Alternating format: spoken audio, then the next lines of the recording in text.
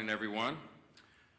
Today, we'd be remiss if we did not make some remarks about the extraordinary historic moment, or many moments, that happened yesterday in Israel. The world's eyes are still fixed on Israel, where President Trump is welcoming home now the last of the hostages who've endured 2 years in Hamas captivity. I thought it was remarkable. I saw a video last night of one of the released hostages who made the point that as soon as the election was held in November in the United States, Hamas began to treat him and his fellow hostages much better. They fed them better, they respected them more, they changed the tone of how they treated them, they no longer spit upon them. As he said in his own words, elections have consequences. And he said or implied that the Hamas was counting on Kamala Harris to win and not President Donald J. Trump. But thankfully for the whole world, that didn't happen. And this is an historic moment. It deserves enormous credit and recognition on the world stage. It's truly, truly historic. For generations, we have aspired to peace in the Middle East, everyone around the world, and now President Trump has delivered it. I'm going to make an announcement today. It's the announcement in the U.S. that was made in the Knesset yesterday. I'm proud to tell you that together with my friend Speaker Ohana of the Israeli Knesset, the equivalent of our Congress, we're going to embark upon a project together to rally speakers and presidents of parliaments around the world so that we will jointly nominate President Donald J. Trump for next year's Nobel Peace Prize. No one has ever deserved that prize more, and that is an objective fact. As Speaker Ohana said before the Knesset yesterday, quote, "Whoever saves one life, it is though he has saved an entire world." That's what some of the rabbis there would say, some of the sages he noted would say. It's an indisputable fact that no president has undertaken the work of saving lives and pursuing peace with such determination and with such remarkable success as President Trump. And under his leadership, we are witnessing the dawn of a new golden age, not just for America, but for the entire free world. The world is changed by these actions and strong leadership. American strength is good for free people around the world, as we say always, and peace through strength is maintained. There will be more to share on this in the weeks ahead, but today marks the start of this effort that we'll embark upon together, this joint parliamentary project, and I'm honored to do it alongside our ally and my counterpart in Israel in leading that effort. Welcome to day 14 of the Democrat government shutdown. It's 2 weeks of Democrats in Congress inflicting untold pain on the American people for nothing other than pure politics, as we've explained at this podium every day of the shutdown. Today, Senate Democrats will have their 8th chance to end this mess by passing our clean, nonpartisan continuing resolution, the government funding bill that would end all of this immediately. Over 3 weeks ago, the House passed that bill, and you all know the details of it. It is completely clean. There are no policy changes, no partisan riders, no gimmicks or tricks at all. All it does is keep the lights on at the current funding levels for a few extra weeks while we complete the normal appropriations process. Now compare that to the Democrats' counterproposal. They're demanding $1.5 trillion in new spending paid for by American taxpayers. And I want you to be specific. I want us to be specific. I want you to note what that counterproposal includes, because we've not yet gone into all the details of it, because it's large and very absurd. But here's some of the highlights of this. It would reverse common sense reforms that Republicans made in the Working Families Tax Cut that keep illegal aliens off taxpayer-funded health care. This is a fact. Page 57, section 2141 of their counterproposal is this we've been posting everywhere.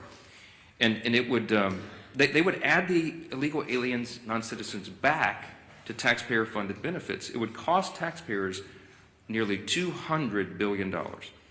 They would also remove a very reasonable and modest work requirement that we put on able-bodied young men with no dependents. As we've said, they should not be riding the wagon and taking Medicaid. That is intended for vulnerable populations, the elderly, disabled, and young pregnant women, for example, and not young able-bodied men without dependents who are playing video games. We put that into the law because it's common sense. Their counterproposal would reverse that, so taxpayers would be funding them again. They would make in their counterproposal permanent COVID-era Obamacare subsidies without any income caps or any other reforms at all. They would make that permanent. That would cost taxpayers an estimated $358 billion. They would take away the $50 billion that we put into the law to support rural hospitals. They would remove that. And they would send $500 million to liberal news outlets by refunding the Corporation for Public Broadcasting. It would also restore up to $5 billion of American taxpayer funds for wasteful spending for international projects. Here's a couple of examples. This is in their legislation, their counterproposal on the CR to keep the lights open. This is what they want to do. They want to spend $24.6 million of your hard-earned dollars as a taxpayer for climate resilience in Honduras. They want to spend $13.4 million for civic engagement in Zimbabwe. They want to send $3.9 million for LGBTQI+ democracy grants in the Western Balkans. They want to spend $2.9 million of your dollars for desert locust risk reduction in the Horn of Africa. And $2 million for, quote, organizing for feminist democratic principles in Africa. We are not doing that. These are unserious proposals from unserious people, and they are playing games while real Americans are being harmed adversely by the shutdown. Yesterday, I read you an excerpt from President Obama's speech during the 2013 shutdown when he advocated for a clean CR to reopen the government and resume negotiations. It sounded very familiar. Democrats cheered him on back then, including Chuck Schumer. He himself said some Republicans' refusal to support a clean CR back then was, quote, the politics of idiocy. Take him at his word. So yesterday we decided to do a little count of the number of times that Chuck Schumer has supported continuing resolutions just since he became the leader of the Democrats in the Senate in 2017. That number came out to 29 out of 30 continuing resolutions. That's how many times he wholeheartedly, enthusiastically supported CRs enacted into law. That's a 97% support rate. What's changed? Well, this time his job is on the line. And we've explained this very clearly because everybody can see the obvious political motivation here behind his decision to shut the government down right now. He helped us avert a shutdown in March by doing the right thing and supporting virtually the identically same continuing CR that we're offering today. And his radical base went crazy, and they haven't forgiven him for it. That's why Chuck Schumer is opposed to it today. That's what changed. It's very obvious. This government shutdown is plainly and simply an exercise in image rehabilitation. This is an attempt at image rehabilitation for Chuck Schumer. So selfishly, completely about himself, he is shutting the government down to hurt other people. He needs to show a fight against President Trump so he can keep his left base happy through the next election cycle. How do we know that? Well, his record shows the obvious truth about it. Again, look at the numbers. Chuck Schumer supported CRs to help avert a government shutdown 29 out of 30 times as leader of his party. And he emphatically supported every single CR enacted into law since 2017, except for one. And of course, you won't have to do much research to figure out who was in the White House during that time. If you said Donald Trump, you'd be right. And it doesn't take a genius to see that's exactly the same reason why he's doing this causing these antics today. So what you'll also notice about the CRs is that they become routine. It's the routine thing to do around here. It's Washington's bad habit. And a CR was meant to be a temporary measure. Is meant and designed to just keep the government open and funded for the people while Congress finishes its work on a final budget. And that's not happened in a long time. CRs have become too common. It's the status quo. It's not the way the founders intended for this process to work. The appropriations process was envisioned to be an exercise in good stewardship. They wanted the members of Congress to have open, transparent, bipartisan, line-by-line debate so that we could spend the people's money wisely. And that's precisely what Republicans are so eager to return to and what we have achieved. We are pushing that boulder uphill, as I've said, and for the first time since 2019, both chambers, House and Senate, have made real progress towards that stewardship goal. But we just need a little more time to finish it. That's the only thing the House passed CR does. It's a clean, short-term, nonpartisan continuance of funding so that that process can work out. Now, you've all heard Chuck Schumer demand that Republicans have to come to the negotiating table. Well before, this is an important answer to some of the questions that I anticipate you'll ask later because it comes up in every press conference. Why won't you negotiate? Here's the point.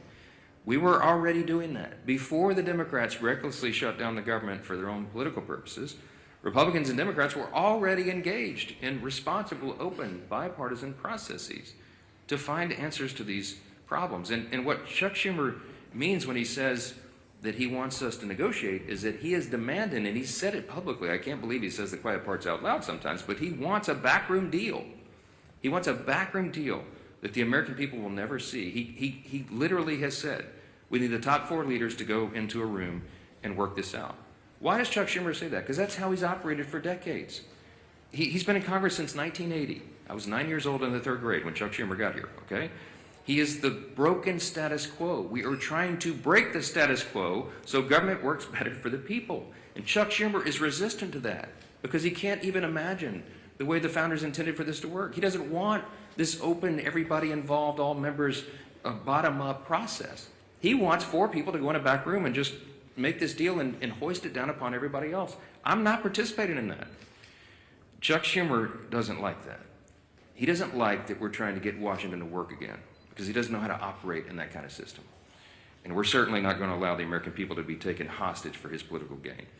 I'm going to hand it off first here to the indomitable Dr. Virginia Fox.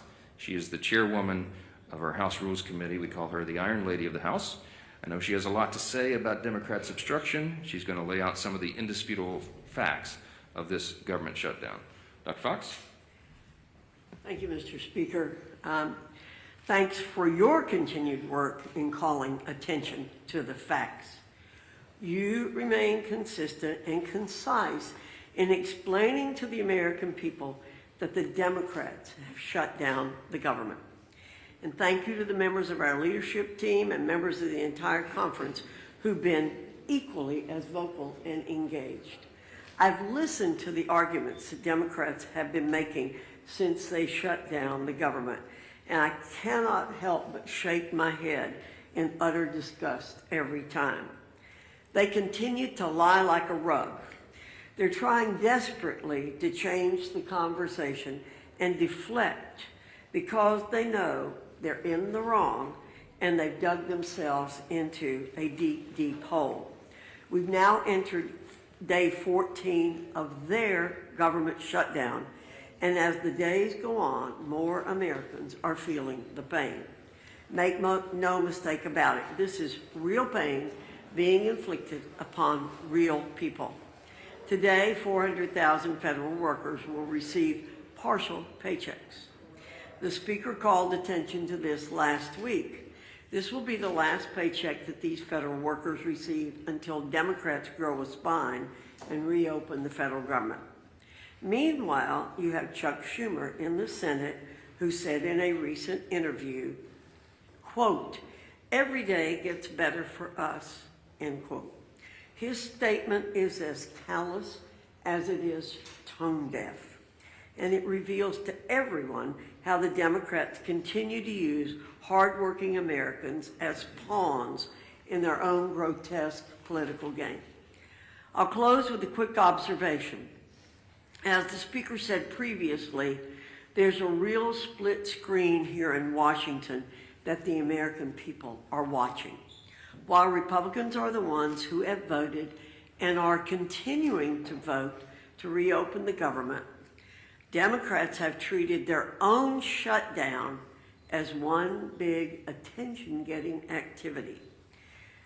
They've taken shutdown selfies, posted weird videos of themselves doing everything except working, and they even hosted a live stream that failed to gain any traction whatsoever. How embarrassing. These are not serious people. They continue to play a dangerous game with the livelihoods of Americans. And contrary to what Democrats believe, every day of this shutdown does not get any better for the American people. That's a stone cold fact. Thank you, Mr. Speaker. Well, thank you, Chair Fox. And as the Speaker talked about, a lot of people say, why have the Democrats continued this charade of shutting down the government and inflicting pain, real pain, on millions of families across America. And the Speaker laid it out real clear. Chuck Schumer filed an alternative bill weeks ago of his list of demands, literally a list of demands that he said have to be met before he releases the American people from this torrential pain he's inflicting. And it includes $1.5 trillion of new spending on far-left wish lists. Things like, yes, taxpayer-funded health care for illegals. It's in Chuck Schumer's bill. He guts rural hospitals, all as part of his demand to open up the government. It's not only not serious, it's also destructive. It's something that would actually hurt this country. And why? All so that he can show the radicals and the far left of his party that he's fighting Donald Trump. Everybody knows that's what this is about. Chuck Schumer is scared to death for his political future. He is way more concerned about his political job than he is about the jobs of millions of American families. And it's having a real impact on those families. Today, as has been pointed out, day 14 of the government shutdown that Chuck Schumer imposed on the country, and it is the day where checks would normally be starting to be processed for all of the government workers, many of whom will not get a paycheck because of Chuck Schumer's shutdown. You're already starting to see flight delays, families trying to go visit a relative, maybe go see one of their family members get married, go on a family vacation. They're not able to do that because of Chuck Schumer's shutdown. Our men and women in uniform at risk of losing their pay. And I will credit Donald Trump for a lot of things, but if you look, President Trump has not sat by and just waited for Chuck Schumer to get over his tantrum. President Trump has continued to do his job for the American people. And thank God, because the world is a safer place with President Trump at the helm. We saw that yesterday. What an historic day. And again, a real contrast to the temper tantrum that Chuck Schumer's having to appease the most radical elements of the far left base here in America. President Trump traveled to Israel, traveled to Egypt to sign historic peace accords, to oversee the release of hostages. Finally, all of the living hostages returned home to their loved ones after more than 2 years since the October 7th attack by Hamas. And one of the hostages, I think it's really important to hear this, because when you talk about real leadership, not just here in America, and the leadership that President Trump has provided to our country, but what that leadership means to the world, not only to our allies, but to the bad guys around the world. And yes, there are really bad people around the world. One of the former hostages who was released yesterday, Omar Shem Tov, credited President Trump with getting the hostages home. And he said, Hamas, quote, was very scared of Trump. They wanted Kamala to be elected. As soon as Donald Trump was elected, they understood that he wanted to bring us back home. So immediately, the way they treated me changed. That was a direct quote from one of the hostages who was released yesterday. You can see that leadership by President Trump on the world stage. And just such an historic day, a day where people were literally dancing in the streets in Middle Eastern countries. Peace in the Middle East. It used to be a platitude that for decades seemed to be a mirage in the desert. And yesterday it became a reality because Donald Trump said he was going to do something that nobody else thought could be done, but he knew it had to be done. And he made it happen and gave so much closure, important closure to those families, brought their loved ones back home, but told the bad guys that you're on alert. It's a new day in the world. You're seeing all countries come together to see that moment in Egypt where countries from all around the world stood up to terror and said, we're going to restore peace in the Middle East. We're all going to be a part of it. And there's only one man that brought that together, and it was Donald Trump. Even during a time where the contrast of Chuck Schumer throwing a temper tantrum here at home just to appease the most radical elements of his base, so that on the 18th, when they have the Hate America rally that everybody knows is coming, and that everybody knows Chuck Schumer needs to deliver a shutdown government to them to appease them. Well, how about you think about us? How about you think about those families who are struggling today because of Chuck Schumer's shutdown? There are real consequences to what Chuck Schumer is doing. Regardless of who he thinks he's appeasing, he is hurting so many people, millions and millions of people. But President Trump is not going to be daunted. President Trump found a way over the weekend to pay our troops. While he was finding peace in the Middle East, President Trump also found a way to say, even while Chuck Schumer doesn't care about our men and women in uniform, Donald Trump does. And he made sure that they will get their pay. But there's still so many others that won't because of Chuck Schumer's shutdown. This madness has to end. It is time for this shutdown to end. Chuck, don't wait for some mad march on the mall. Don't wait for some pats on the back for radical leftists who just want to hate America every single day because Donald Trump is in the White House. They can't celebrate the release of hostages because of the guy who achieved that release.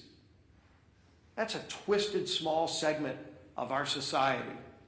The rest of America is celebrating. The rest of America is proud of what we're achieving. And there's so much more that this great country can achieve if Chuck Schumer just got out of the way. Just stop blocking the progress that most Americans cherish, want, deserve. Our country deserves a whole lot better than what we're getting from the failed leadership. And as Speaker Johnson said, maybe it's because Chuck Schumer's been around too long and wants to hold on to the old way of doing things, the failed way of doing things, that he won't let it go. He won't allow a new, more transparent process for running the United States government. That you're seeing this leadership team, this president, delivering every single day. Chuck Schumer wants to hold on to the past, but the future is calling, and we're going to deliver. With that, let's bring up our whip.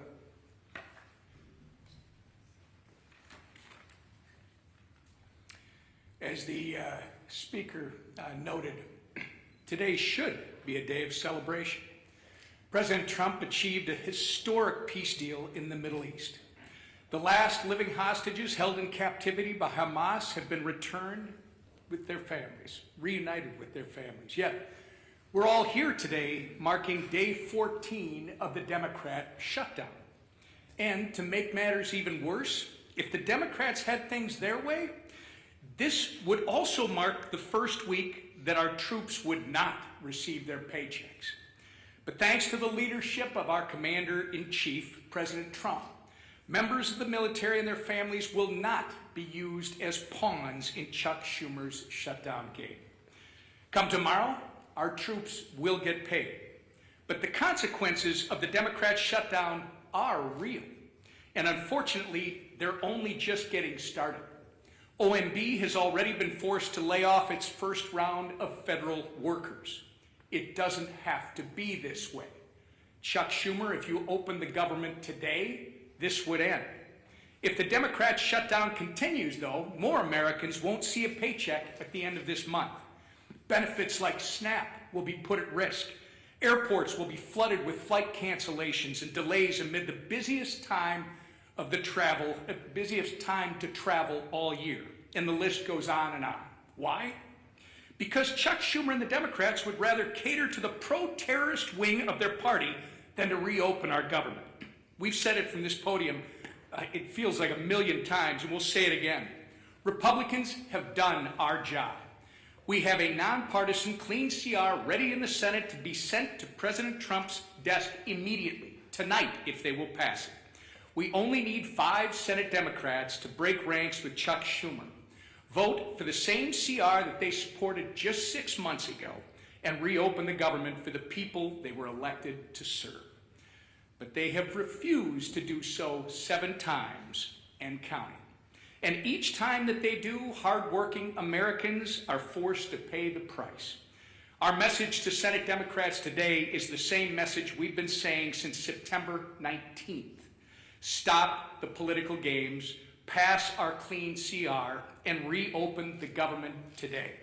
With that, I turn it over to our conference chair, Lisa McClain. Well, good morning, everybody. Thank you for being here. And like my leadership team behind me said, it is a glorious day. Think of what happened yesterday. Just imagine for one moment you are a family member of one of the 20 hostages that were released. I mean, think of how that had to make you feel. We all watched it on TV, right? Joy, exuberation. I mean, there were tears of joy. There was relief. There was peace. And that was done because of our president, Donald Trump, put politics aside and said, I am going to stand up for the people. And he brought peace in the Middle East.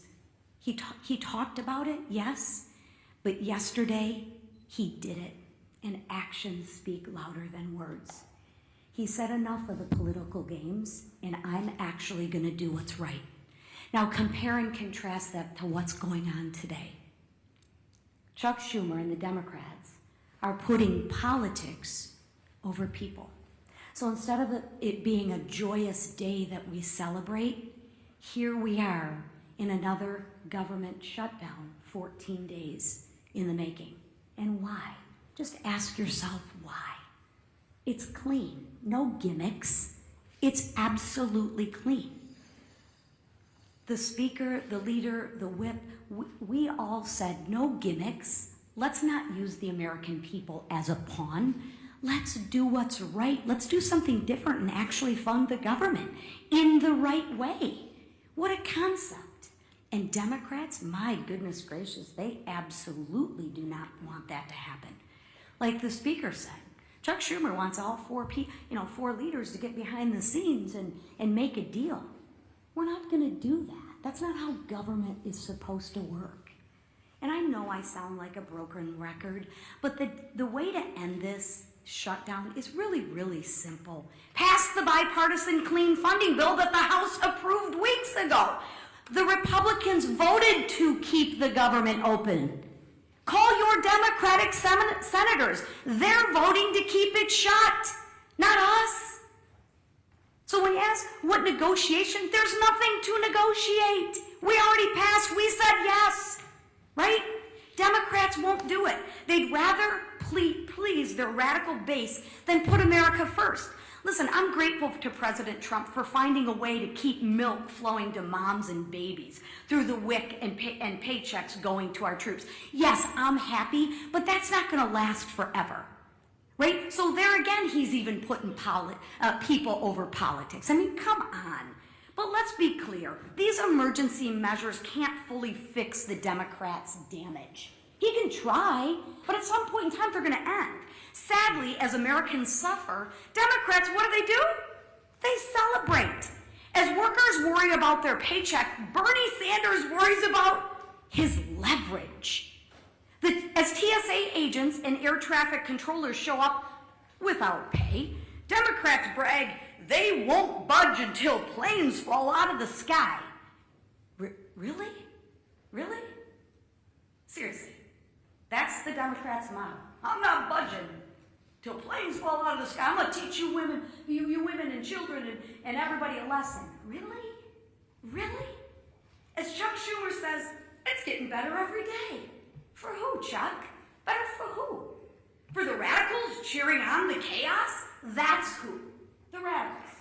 The leaders openly admit it. Listen, the head of the insane indivisible literally said, and I quote, "Millions will be out cheering you on, or they'll be calling for new leadership." Really? I thought they were supposed to lead for the American people. Democrats, I ask you to stop listening to people who are cheering on this mayhem. Just stop all the political games and pass the House bill. Free the American people from being held hostage by your radical base. Thank you, Madam Chair. Yeah, Manu. You've been doing this every single day, coming up here trying to pressure Senate Democrats. They've been not budging. They blocked this bill time and time again. So at what point, for the good of the country, do you need to change your strategy to try to negotiate a deal with Democrats? It's a great question. Manu asked, why don't I change my strategy? I don't have any strategy, Manu. I'm doing the right thing, the clearly obvious thing, the traditional thing. That's exactly what Chuck Schumer voted for in March this year and gave impassioned speeches was the right and only thing. I don't have anything to negotiate. I'll say this again to everyone here. We did not load up the temporary funding bill with any Republican priorities or partisan priorities at all. I don't have anything that I can take off of that document to make it more palatable for them.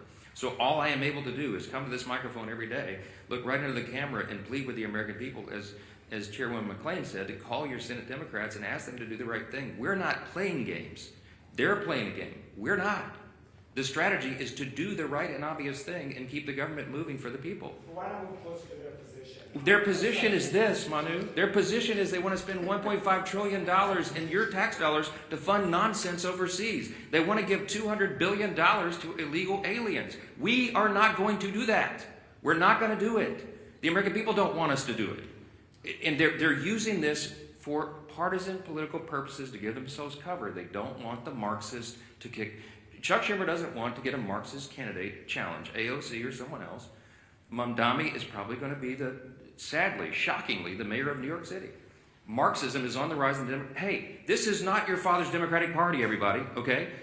They're turning into communists, openly. And so Chuck Schumer does not fashion himself as a communist just yet. So he's got to show a fight to these people. That's what this is about. I'm not playing his game, Manu. I cannot go in and say, oh, gee, Chuck, what can I offer you? You know what? Maybe we'll just send $10 billion overseas to LGBTQ plus, initiatives in, the Horn of Africa or Malaysia or wherever you want to do that. No, we're not wasting taxpayers' dollars. Check. Mr. Speaker, good morning. Thank you. You said last week that you would swear in Adelita Grijalva whenever she wants. She has written a letter to your office. You've not sworn her in. I understand about pro forma sessions. Yes. Doesn't your resistance to not swear her in add fuel to the fire that this is about the Epstein files? No. Let's talk about Grijalva and Epstein. Okay. Once more for everybody.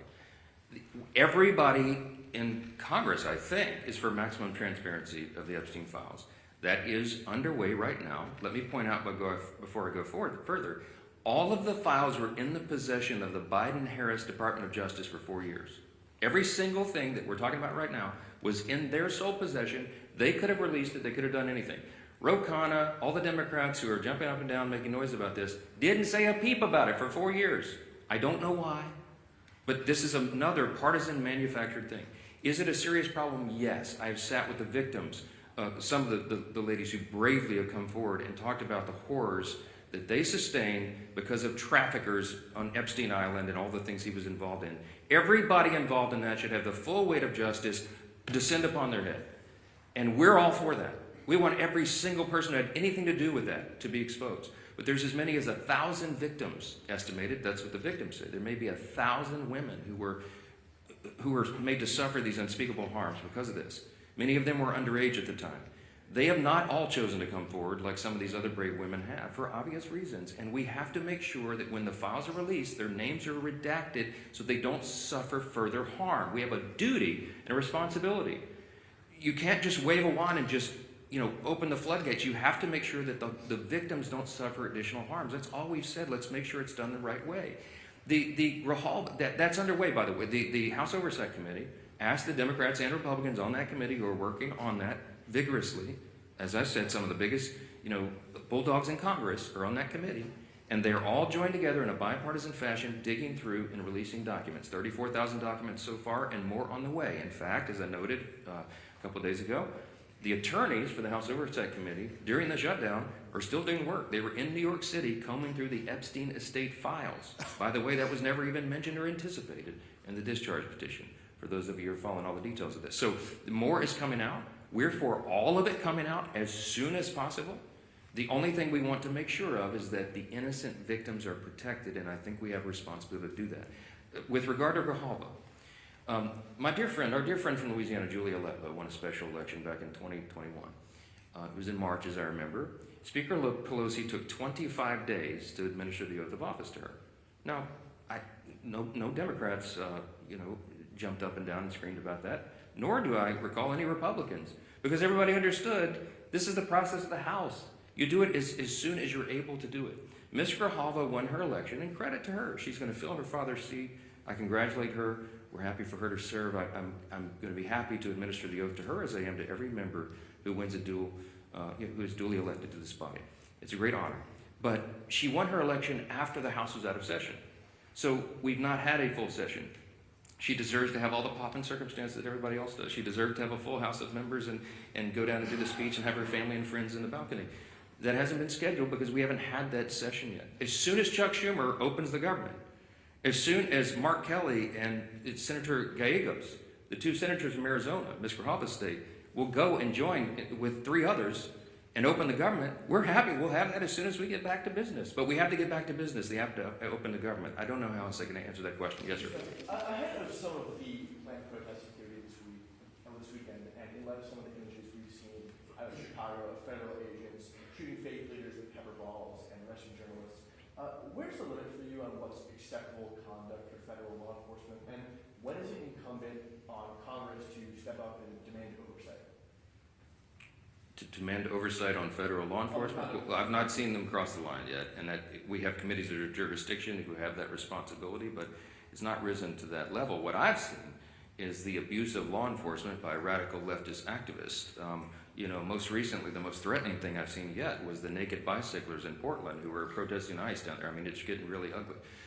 They have attacked, physically assaulted officers. People have been arrested. Okay, this is serious business, and ICE and the valiant, brave, patriotic Americans who step up to serve in these dangerous law enforcement positions deserve our respect and our support. And any elected member of this body should be vocally supporting law enforcement. You're supposed to be on the side of the good, not the crazy radicals. I was a First Amendment lawyer. I understand. I was a religious liberty defense lawyer. I understand free speech. We vigorously protect the right to free speech, but you cannot assault law enforcement officers. And there is a line that has to be maintained.